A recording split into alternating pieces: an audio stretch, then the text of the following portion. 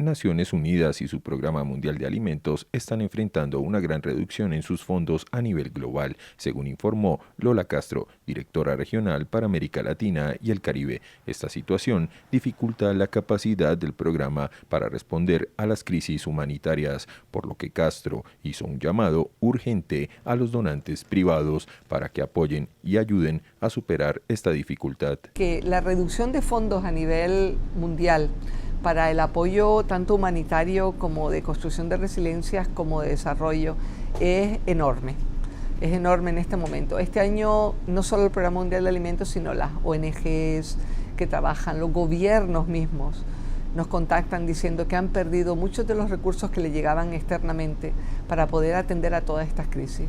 La carencia de recursos procedentes de la cooperación internacional afecta no solo al Programa Mundial de Alimentos, sino a numerosas organizaciones no gubernamentales e incluso los propios gobiernos.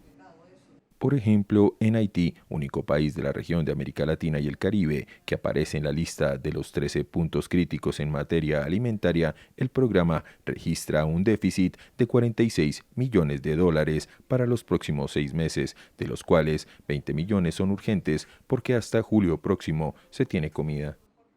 Según Lola Castro, además de los $46 millones, se necesitan otros $8 millones para mantener la logística humanitaria, para que las personas que trabajan en las ONG, las Naciones Unidas y el gobierno se puedan mover por el país y atender las necesidades humanitarias. Ante la carencia global de fondos que enfrenta el programa, Castro resaltó como importante la acción de los donantes privados y en ese sentido recalcó que el programa cuenta con varias plataformas mediante las cuales estos pueden hacer llegar las donaciones. Medir precios no es un delito, es una necesidad, así lo enfatizó el Observatorio Venezolano de Finanzas en un comunicado difundido a través de su cuenta en la red social X. En el texto, el organismo aseguró que su trabajo tiene como objetivo ofrecer herramientas útiles para comprender la realidad económica del país a través de la divulgación de indicadores económicos, usando para ello información pública y en ningún caso cifras reservadas o confidenciales. Entre los productos que desarrolla el Observatorio Venezolano de Finanzas regularmente mencionaron el Índice Nacional de Precios al Consumidor, el Indicador Mensual de Actividad Económica, el Indicador de Remuneraciones de los Trabajadores y la Encuesta de Expectativas Económicas. Todos estos, según el observatorio, se fundamentan en metodologías reconocidas y ampliamente utilizadas a nivel internacional.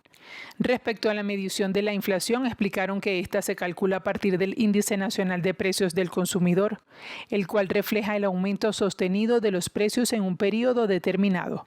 Para ello, se utiliza el índice de Las Peires, una fórmula matemática que toma en cuenta los precios actuales y los del año base, junto a las cantidades consumidas. En el comunicado, el Observatorio Venezolano de Finanzas detalló que emplea la canasta de bienes y servicios consumidos por los hogares, según la encuesta de presupuestos familiares publicada por el Banco Central de Venezuela. También aclararon que los precios se obtienen de fuentes abiertas, como páginas web de comercios y registros de establecimientos, lo cual permite construir un indicador representativo y transparente. La organización dejó claro que no es responsable del diseño y aplicación de las decisiones económicas que han provocado el aumento sostenido de los precios. Aclaran que no constituye un delito elaborar y difundir cifras de precios, ni mucho menos sus análisis, concluyó, reafirmando que su misión es técnica, informativa y necesaria para el debate público. El defensor de derechos humanos y director de la organización Laboratorio de Paz, Rafael Uzcategui, advirtió que frente a la ola de represión y detenciones arbitrarias en Venezuela, familiares están optando por no denunciar debido al miedo y la indefensión institucional. Además de las 926 personas documentadas por el Foro Penal como presos políticos en este momento, tenemos un número mayor de personas que han sido detenidas que no se denuncian por la situación de miedo, de presiones contra los familiares, de temores por las consecuencias que esto pueda tener a lo que ya es desapariciones forzadas de corta duración.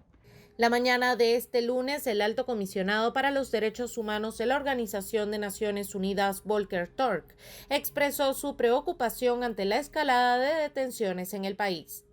26 periodistas han sido detenidos en Mogadishu este año. Mi oficina también documenta un aumento de detenciones arbitrarias, intimidación de oponentes políticos y periodistas en Venezuela después de las elecciones del año pasado. Me preocupa mucho la tortura y malos tratos en centros de detención y la vulneración de las garantías procesales. El 27 de junio les daré una actualización. En este sentido, Uzcategui aseveró que la postura mostrada por Turk es una muestra de que los organismos multilaterales continúan atentos a la situación venezolana y por ello es necesario realizar las denuncias pertinentes en cada caso.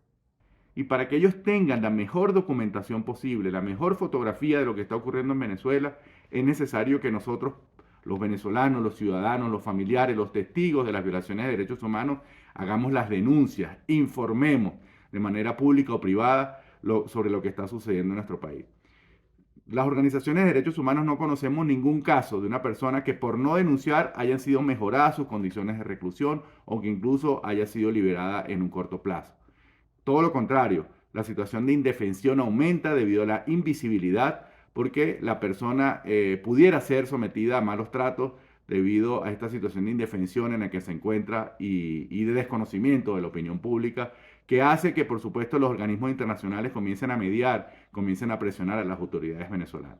Se espera que el próximo 27 de junio la Oficina del Alto Comisionado presente una actualización detallada sobre la situación de derechos humanos en Venezuela ante el Consejo de Derechos Humanos de la Organización de Naciones Unidas. En este sentido, recientes informes de Human Rights Watch y Amnistía Internacional ya han dado cuenta de una escalada represiva desde el pasado 28 de julio de 2024 en el país. No nos cansaremos de insistir en lo inmoral y completamente contradictorio que resulta que algunos gobiernos pretendan presentarse como supuestos paladines, guardianes, defensores o promotores de los derechos humanos, cuando al mismo tiempo, con sus políticas deliberadas y sistemáticas, en particular mediante la ilegal promulgación y aplicación de medidas coercitivas unilaterales, cometen a diario violaciones en masa de los derechos humanos de miles de millones de personas en todo el mundo e incluso crímenes de lesa humanidad. Esto resulta sencillamente incompatible. Por nuestra parte, no obstante todo lo anterior, estamos dispuestos a seguir promoviendo el diálogo genuino, la cooperación multilateral y la solidaridad como los únicos caminos viables para lograr un orden internacional más justo, inclusivo y equitativo.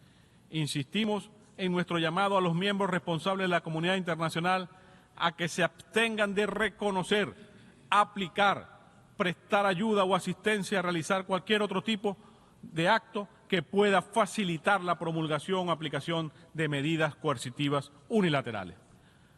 Subrayamos en ese orden que los estados responsables de imponer medidas coercitivas unilaterales, en particular contra los Estados miembros de nuestra agrupación, deben cesar de inmediato estas medidas ilegales.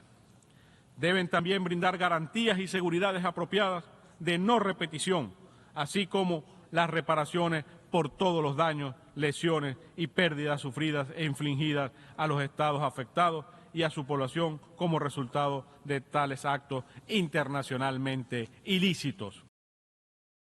Ante el caso del senador colombiano y precandidato presidencial Miguel Uribe Turbay, un nuevo parte médico ha sido emitido hace unas horas por la Fundación Santa Fe de Bogotá.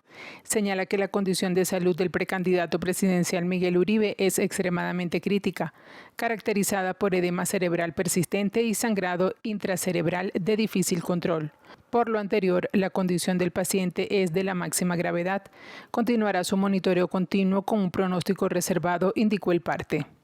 El senador opositor de 39 años fue ingresado en un centro médico el 7 de junio con 3 heridas de bala, 2 en la cabeza y 1 en la pierna. Desde ese momento ha pasado 2 veces por el quirófano de acuerdo con los médicos. La clínica donde está ingresado señaló el lunes en un comunicado que Uribe requirió una intervención neuroquirúrgica de urgencia por evidencia clínica e imagenológica de sangrado intracerebral agudo. La policía detuvo en la noche de este domingo a Vance Bolter, el hombre de 57 años acusado de los atentados contra 2 congresistas estatales de Minnesota y sus cónyuges cometidos durante la madrugada de este sábado en las afueras de Minneapolis. Desde el momento de los atentados, las autoridades desplegaron un fuerte dispositivo de búsqueda para tratar de detener al sospechoso, que logró escapar tras un primer intercambio de disparos con la policía justo después de sus ataques. La detención se produjo en el condado de Sibley, en una zona rural cerca de la casa de Green, donde Bolter vivía con su mujer y sus hijos a una distancia de aproximadamente 1 hora en coche de donde tuvieron lugar los atentados. El sospechoso estaba armado, pero se entregó al verse acorralado. Las autoridades creen que actuó solo, pero investigan aún si alguien le proporcionó alguna ayuda.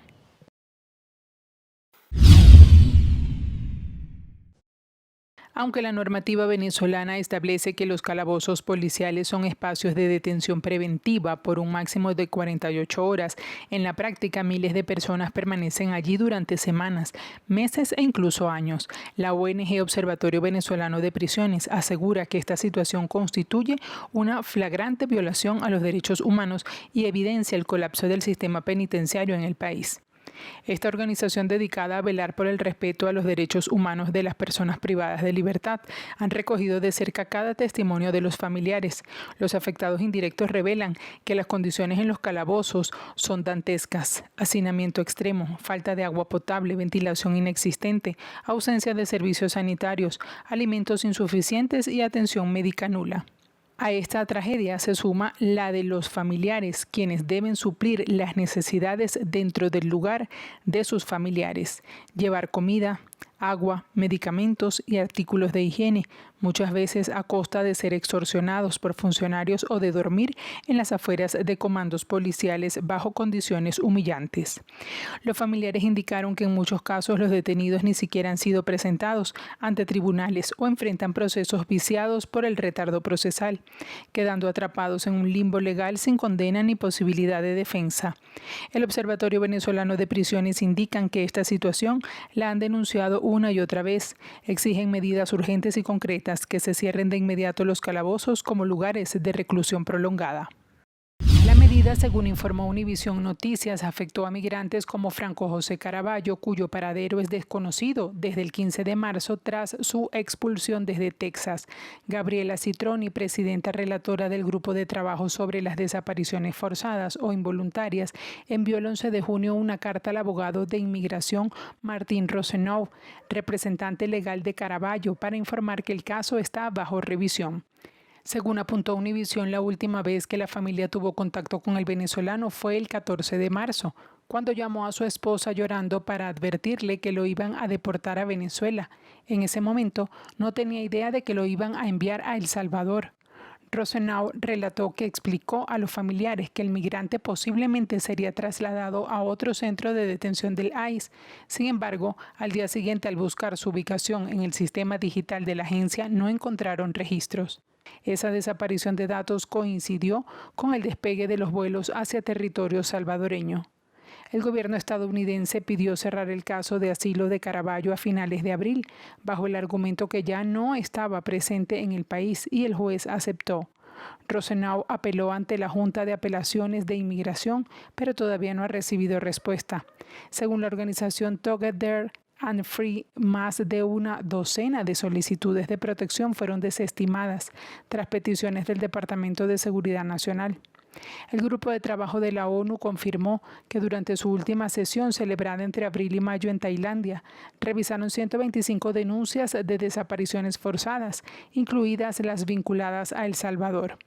Según la Convención Internacional para la Protección de todas las personas contra las desapariciones forzadas, se incurre en este delito cuando una persona es detenida por agentes estatales o con su respaldo y luego se oculta su paradero, privándola de protección legal.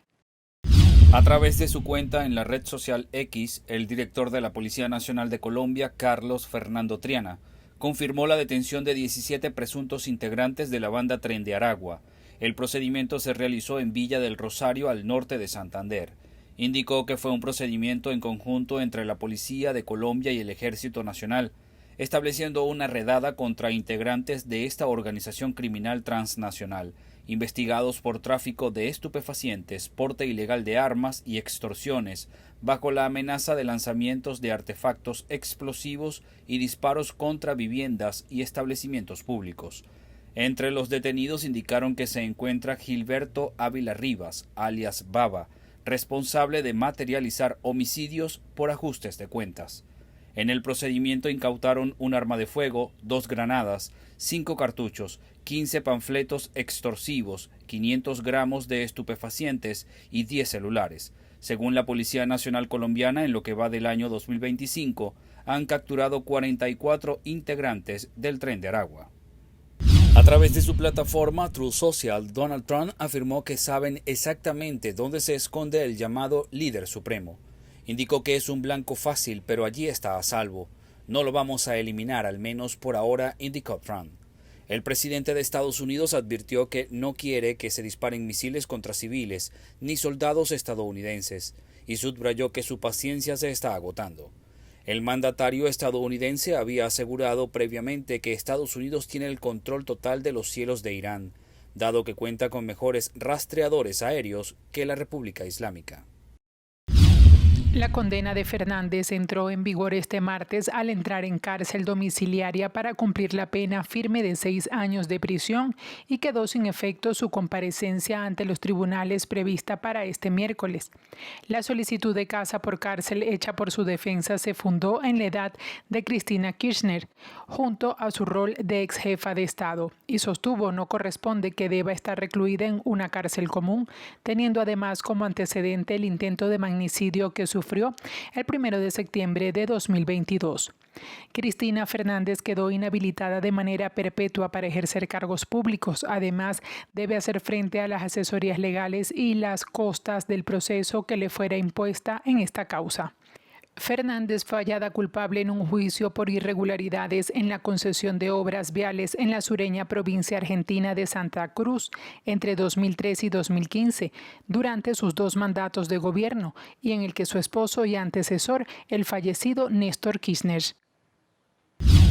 La Corte Nacional de Justicia de Ecuador inició este martes el juicio por el denominado caso Reconstrucción, donde la Fiscalía acusa al ex vicepresidente correísta Jorge Glass de peculado, malversación de fondos públicos por un presunto desvío de dinero en las obras de reconstrucción de las zonas afectadas por el terremoto de 2016.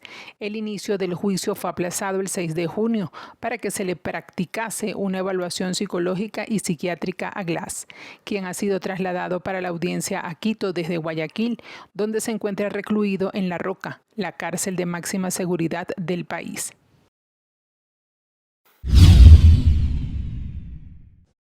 La activista por los derechos humanos Andreina Baduel indicó que al menos 16 presos políticos recluidos en la sede de El Helicoide se mantienen en un aislamiento prolongado y otras 60 personas estarían en la actualidad en desaparición forzada.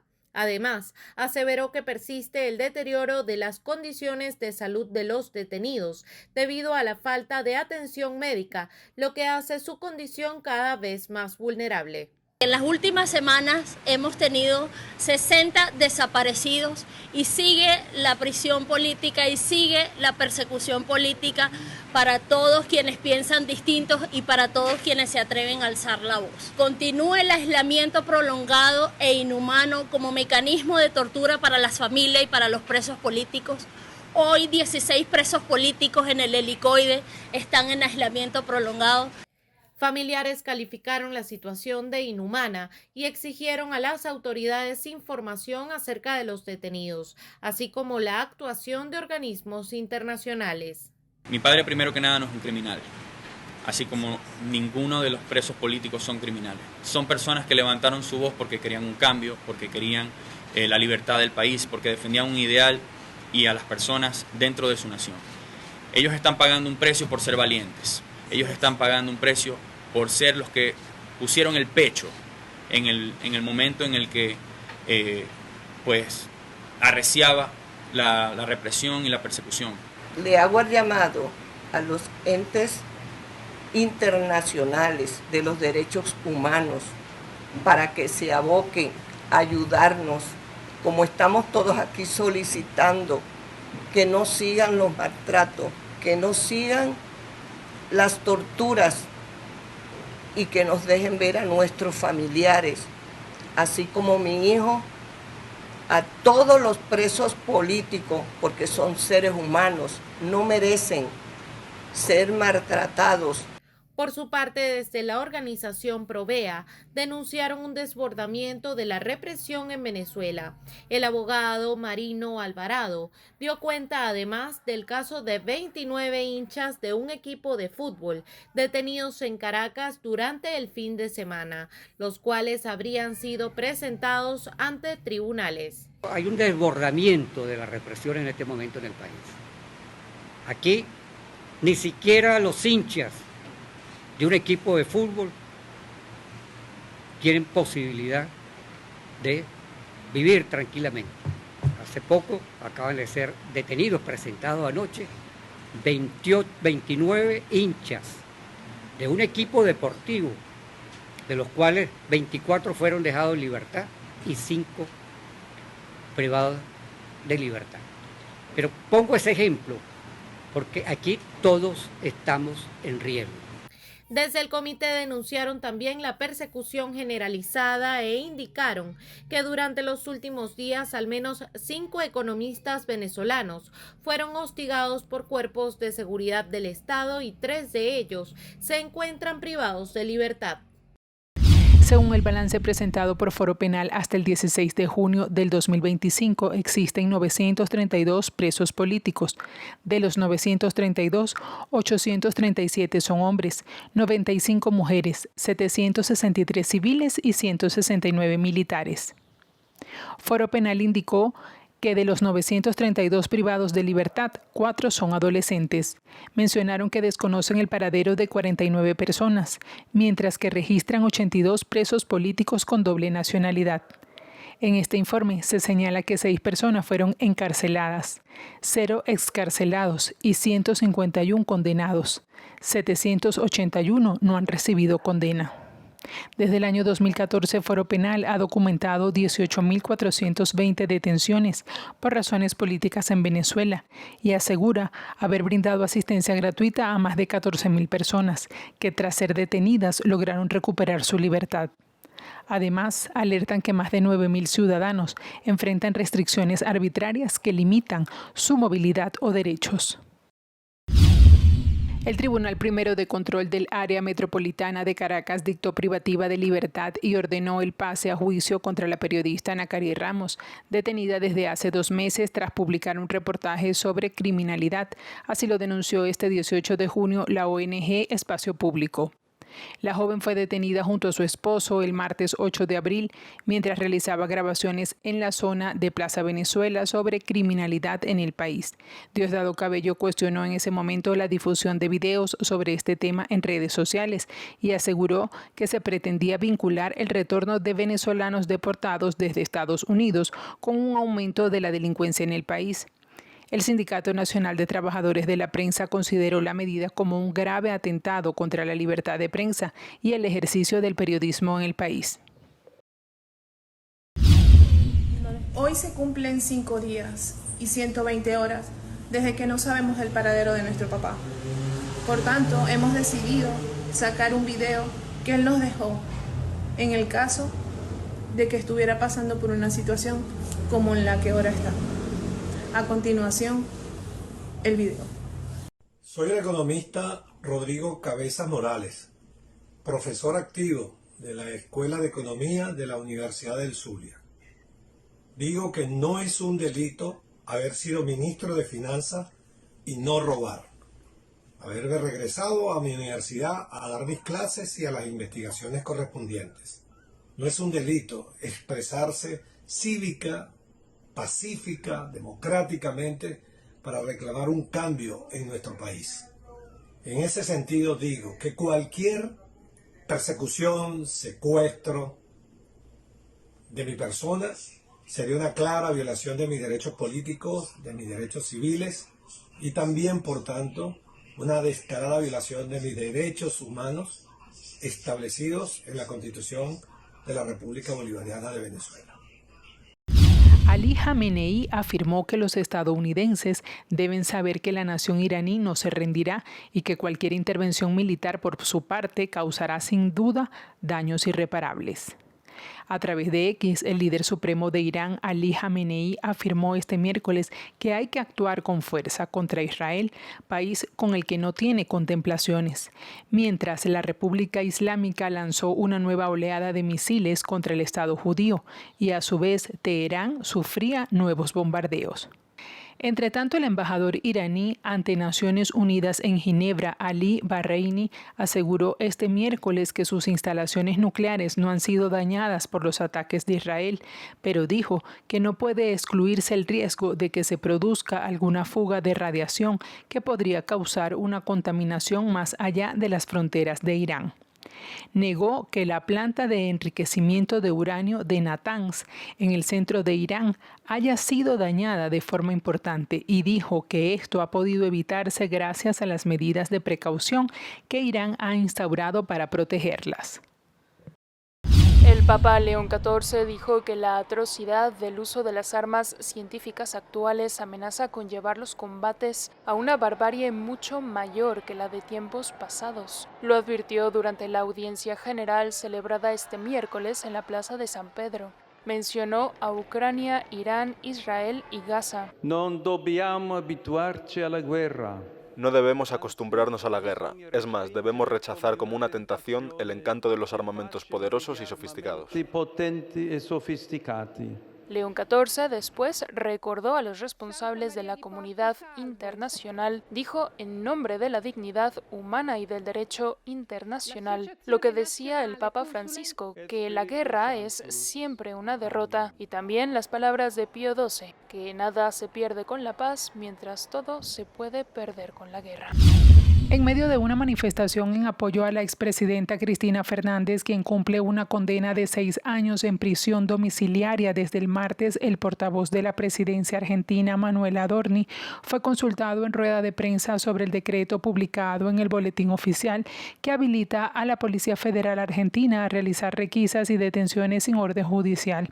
Adorni remarcó que todo lo que estamos haciendo está dentro de la ley y dentro de la Constitución Nacional. Mientras que las manifestaciones se hagan dentro de la ley, nadie va a tomar ninguna medida, digamos. Vos me hablás de requisas de colectivos o de esos hechos, siempre se ha privilegiado la seguridad y dentro de la seguridad la prevención. Y no está mal, digo, ¿qué tiene de malo ver cuando vos detectás que pueda haber algún peligro adicional para la sociedad, intentar neutralizarlo? Y eso no va en contra ni de la Constitución, ni del Estado de Derecho, ni es ninguna atribución que no nos permita la ley y lo que tienen en sus manos como métier, como tarea las fuerzas federales. Hay que perderle el miedo al que se trate de poner orden y al que se trate de que la ley se cumpla. Y no es algo de hoy, ni es algo de estos días, es algo que venimos diciendo desde hace 1 año y medio, desde que asumimos, incluso lo habíamos dicho, el que las hace las paga es un tema, incluso previo a la campaña electoral del 2023, digo, es un tema para nosotros esencial. El decreto publicado el mismo día que Cristina Fernández comenzó a cumplir su condena de 6 años por corrupción y tras días de manifestaciones peronistas, habilita a la Policía Federal de Argentina a desarticular organizaciones criminales. Igualmente autoriza a la policía a realizar sin necesidad de autorización judicial tareas de prevención del delito en espacios públicos digitales, tales como redes sociales abiertas, sitios web públicos y otras fuentes abiertas.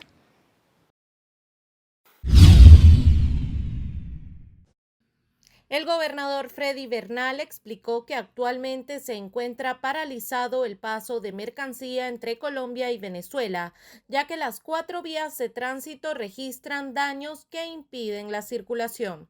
Porque las 4 vías fueron afectadas. Las 4 vías son el vallado, se profundizó la falla geológica. Es un riesgo meter por allí gandola. La zona central se nos fue una parte en Oscacado. Es un riesgo meter gandolas de gran calado. La vía alterna Junín se quebró a la altura de Toronó, es un riesgo. Y la cuarta vía en Córdoba es un riesgo. Ya informó la vicepresidenta y se está buscando cuál alternativa podría aplicarse.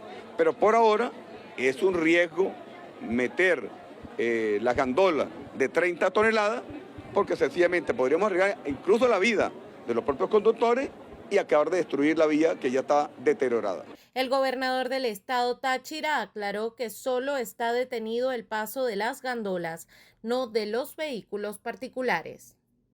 El director del Centro de Estudios Políticos y de Gobierno de la Universidad Católica, Andrés Bello Benigno Alarcón, considera que la coyuntura en Oriente Medio podría presentar una oportunidad para el petróleo venezolano, ya que existe la posibilidad de que el conflicto eleve los precios internacionales. Es muy probable que haya una subida de los precios del petróleo. Todavía no ha sucedido, pero es muy probable que suceda. Si eso sucede, Venezuela de alguna manera va a tener va a haber un impacto positivo para los ingresos del gobierno, pero por el otro lado también hay, una alineación con ciertos actores que por lo menos para Occidente, para países como los Estados Unidos o como Europa, están, en la posición contraria, opuesta a la que han tenido estos actores.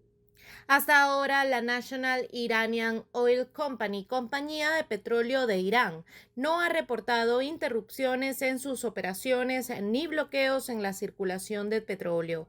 Sin embargo, Alarcón enfatizó que más allá del tema económico que pudiera representar el conflicto para Venezuela, la escalada entre ambos países podría traer consecuencias debido a la cercanía entre la administración de Nicolás Maduro y el régimen iraní. Y es evidente que Venezuela se ha cuadrado con una de las partes, tanto en el conflicto Rusia-Ucrania como en el conflicto Israel-Irán en este momento, que en principio fue Israel-Hamás y ahora se extiende a otros países del Medio Oriente. Y esto coloca, por supuesto, a Venezuela en una posición muy delicada, porque no está en una posición de neutralidad, está haciendo declaraciones públicas a favor de determinados actores, lo cual coloca a Venezuela, aunque sea como un peón en el tablero, pero lo coloca como una pieza en el tablero al final del día. Y esto es previsible que puede terminar teniendo consecuencias. Actualmente Venezuela e Irán cuentan con más de 320 acuerdos estratégicos suscritos en 26 años, lo que ha hecho que la relación entre ambos países pasara de una alianza ideológica a una cooperación pragmática y resistente.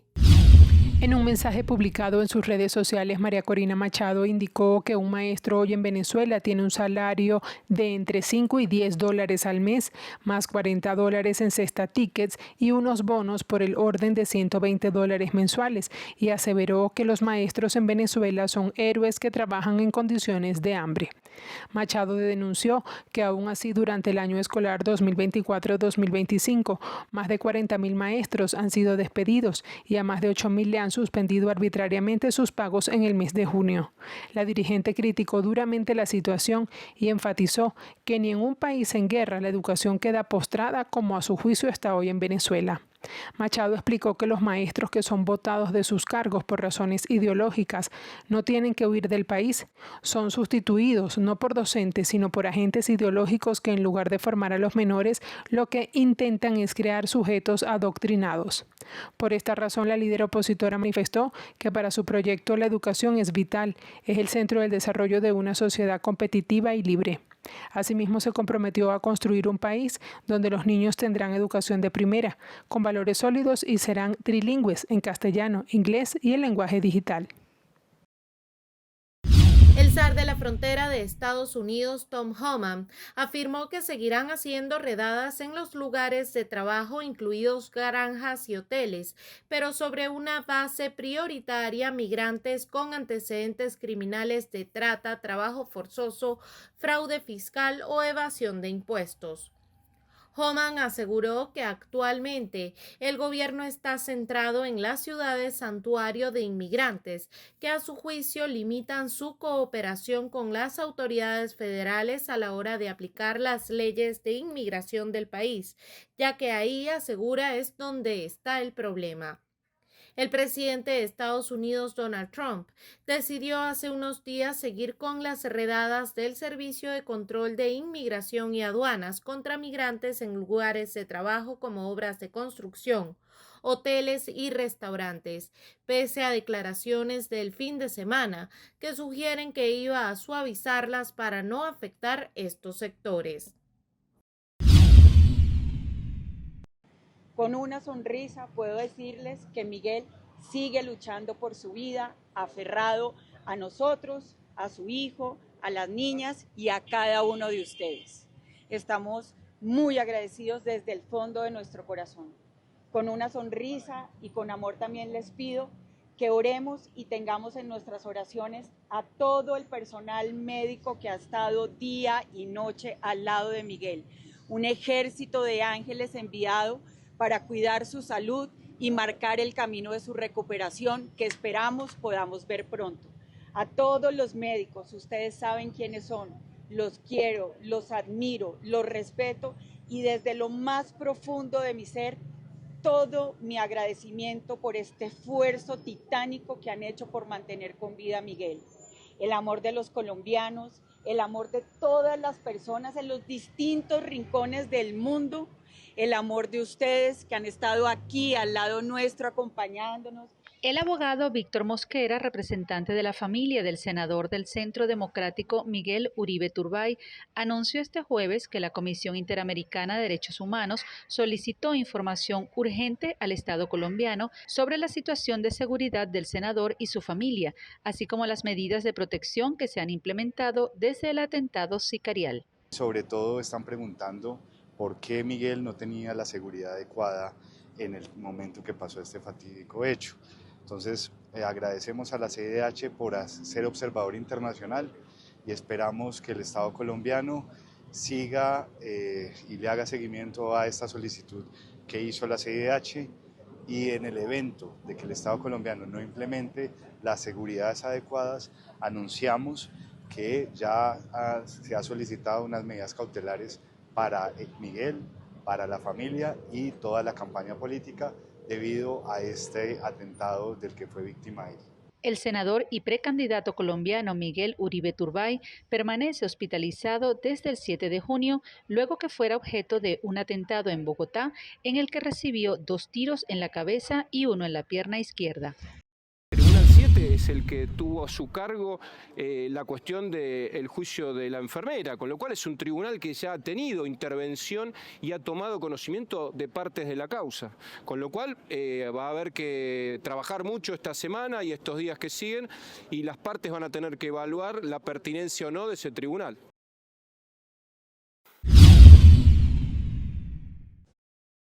Nicolás Maduro volvió a asomar este jueves la posibilidad de que se busque ejecutar en Venezuela una reforma constitucional para el próximo año. Está pendiente por ahí la reforma constitucional, ver cómo evoluciona, y podría ser un referéndum el próximo año. A pesar de no haber mayores detalles acerca de qué aspectos abarcaría una reforma, para el abogado constitucionalista Jesús María Casal, cualquier cambio al texto constitucional debe ser debatido con todos los sectores de la sociedad venezolana. Es importante que cualquier paso que se dé tome en cuenta los principios fundamentales de lo que representa una constitución. Una constitución debe ser un instrumento común, una casa común, en una sociedad plural. Lo que se pueda hacer con enfoque unilateral que pueda quebrantar ese valor de la Constitución va a tener un costo, puede tener un costo para la sociedad venezolana que debe evitarse. Casal considera que cualquier reforma debe respetar la estructura y principios fundamentales de la Carta Magna. La Constitución puede ser mejorada siempre que preservemos la idea de la Constitución plural, la idea de una Constitución democrática, solo en ese caso puede ser mejorada. Y por eso es muy importante tener en cuenta eso, la necesidad de analizar la justificación de cualquier reforma, es decir, las reformas tienen que ser procesos esencialmente democráticos y de procesos que vengan más de abajo hacia arriba en cuanto a los reclamos de una sociedad que pueden surgir ante ciertas situaciones especiales de carácter político, social, y solo en esa medida. Por su parte, la expresidenta del Tribunal Supremo de Justicia, Cecilia Sosa, argumentó que más allá de cualquier planteamiento de reforma, la Constitución debe ser aplicada. Yo creo que lo mejor para la Constitución es probarla.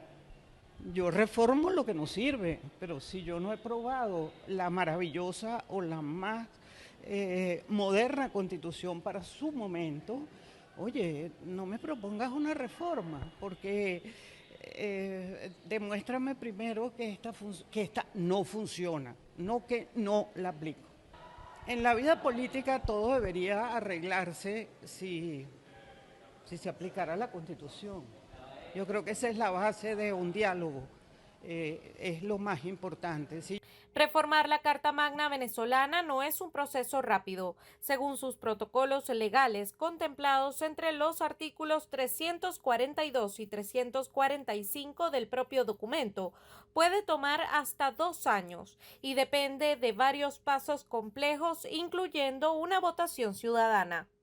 Pedirle a la Convención Interamericana de Derechos Humanos, la OEA, con sede en Washington, que abra una investigación sobre este caso y que también acuerde medidas cautelares, medidas de protección, medidas de urgencia para que sean puestos en libertad estos migrantes tachirenses que están encarcelados de manera grave en El Salvador. También hemos evaluado con el equipo de abogados que hay una grave violación de derechos humanos y se están cometiendo crímenes de lesa humanidad violatorios del Estatuto de Roma. Y si bien es cierto, los Estados Unidos no es miembro de la Corte Penal Internacional, sí lo es El Salvador.